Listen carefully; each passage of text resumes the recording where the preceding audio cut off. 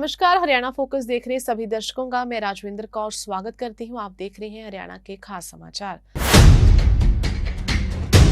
हरियाणा के मुख्यमंत्री मनोहर लाल की अध्यक्षता में मंत्रिमंडल की बैठक में गौड़ ब्राह्मण विद्या प्रचारणी सभा रोहतक को नगर निगम रोहतक की भूमि 33 वर्ष की अवधि के लिए पट्टे पर देने के संबंध में स्वीकृति प्रदान की गई।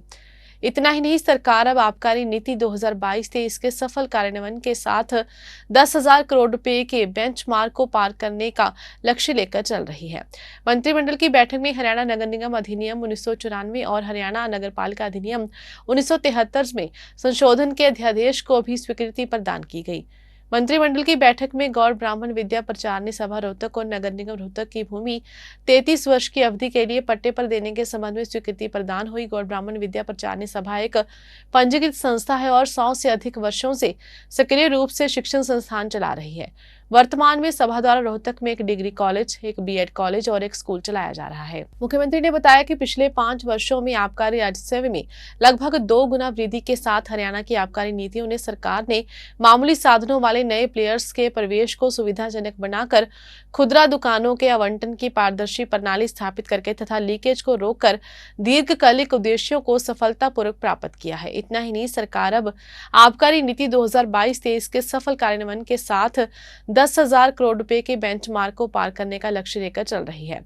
गौरतलब है कि पिछले 2 वर्षों में जिस लाइसेंस फीस पर फुटकर दुकानें आवंटित की गई थी, उसकी 100% वसूली राज्य सरकार द्वारा की जा चुकी है। नई आबकारी नीति में राज्य में खुदरा शराब के ठेकों की अधिकतम संख्या की सीमा को क्रमशः 2022-23 में 2600 से घटाकर 2500 तथा 2023-24 में 2500 से 2400 कर दिया गया है। इसी के साथ लोक कल्याण की दृष्टि से एक और बड़ा फैसला लेते हुए ये निर्णय लिया गया कि पंचकुला में श्री माता मनसा देवी मंदिर के आसपास अधिसूचित पवित्र क्षेत्रों तथा जिन गांवों में गुरुकुल चल रहे हैं, वहां शराब के ठेके नहीं खोले जाएंगे।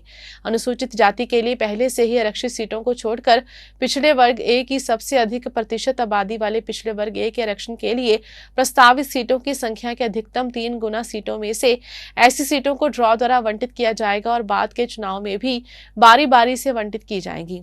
मंत्रिपरिषद ने 8 मई की हुई मंत्रिमंडल की बैठक में पिछड़ा वर्ग ए को नगर पालिकाओं के चुनाव लड़ने में आरक्षण के अनुपात के प्रावधान के लिए हरियाणा पिछड़ा वर्ग आयोग की सिफारिशों को स्वीकार करने के प्रस्ताव को स्वीकृति प्रदान कर दी थी, क्योंकि राज्य विधानसभा क्षेत्र में नहीं है और शहरी स्थानीय निकायों के चुनाव जल्द से जल्द होने वाले हैं। इसलिए हरियाणा पिछड़ा वर्ग आयोग की सिफारिशों के अनुसार नगर निगमों और नगर परिषद समितियों के चुनाव में पिछड़ा वर्ग ए को आरक्षण के प्रावधान के लिए अधिनियम 1994 की धारा 6 और धारा 11 और अधिनियम 1973 की धारा 10 में प्रावधान करने के लिए अध्यादेश लाने की आवश्यकता है। तो मित्रों, आज की कैबिनेट मीटिंग में एजेंडा के 22 विषय थे और उस 22 विषय में जो सबसे महत्वपूर्ण था वो हर वर्ष की भांति वो रहता है एक्साइज पॉलिसी। तो एक्साइज पॉलिसी हर साल बनती है। ये पहले तो 31 मार्च तक बना करती थी, लेकिन कोविड में इसका कुछ समय परिवर्तन हुआ था। उस नाते से अब ये हर वर्ष की पॉलिसी जून 11 तक ख़त्म होती है। जून 12 से नई पॉलिसी शुरू होती है। तो जून 12 से नई पॉलिसी शुरू होगी। आज अभी 1 महीने का समय जो है इस पॉलिसी के हिसाब से अब उनकी ऑक्शन होनी है या जो वेंडर्स तय करने हैं उस सारी प्रोसेस में लगेगा। और नया जो वर्ष है इस एक्साइज पॉलिसी का वो 12 जून से अगले साल की 11 जून तक ये रहेगा। और उसमें मुख्य रूप से जो चीज़ें आज तय की गई हैं उसमें पहला विषय तो यही है कि हमारा जो पिछले वर्ष का यानी वर्ष भर का जो टारगेट था रेवेन्यू का, पहली बार वो 10,000 करोड़ रुपया पार होने जा रहा है। क्योंकि अभी उसमें 1 महीना बाकी है, तो उस 1 महीने का जो एवरेज के हिसाब से 10,000 करोड़ रुपये से लगभग 10,500 करोड़ रुपये पहुँच जाएगा और पहली बार ये 10,000 करोड़ से ऊपर होगा। 2014 में 14-15 में जब हम सत्ता हमने संभाली थी उस समय ये लगभग 3200 करोड़ था। यानी 3 गुना से भी ज़्यादा ये रेवेन्यू हुआ है। और अगर मैं पिछले 5 साल की बात करता हूँ तो ये 5 साल में भी दुगना हो गया है। उस समय भी लगभग 5,500 करोड़ था, तो ये दुगने के आसपास 5 साल में यानी पहुँचा है। 5 साल यानी ये अब से 5 साल यानी ये है 2023 का, तो 2018 का यानी पिछली टर्म से भी 1 साल पहले का।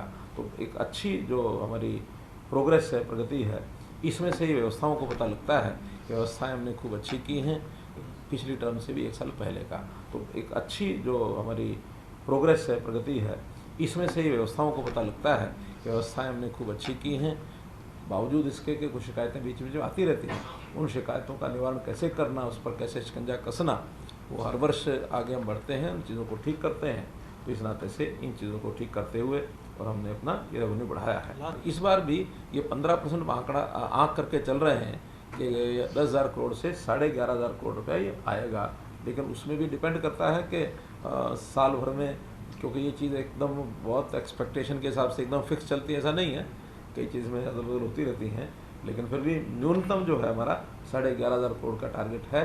इसके ऊपर बहुत कुछ फैक्टर्स ऐसे हैं जिसका डिपेंड करता, तो मुझे लगता है उससे बढ़ जाएगा।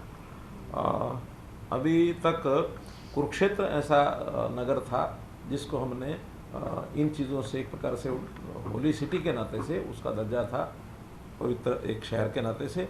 अब उसमें हमने पंचकुला भी जोड़ दिया। तो मनसा देवी, माता मनसा देवी के मंदिर के नाते से तो पंचकुला का भी एक एरिया उसमें तय किया कि वहाँ भी शराब के ठेके नहीं होंगे। इसी में इस बार का जो कुल अधिकतम संख्या जो पिछले बार डीलर्स जो बने थे हमारे रिटेल की दुकानें, वो 2500 के आसपास थी। इस बार हमने टारगेट 2400 का रखा है, 100 कम रहेंगे। बहुत जगह से ऐसी डिमांड्स आ रही हैं कि गांव में उनमें ठेके न खोले जाएं।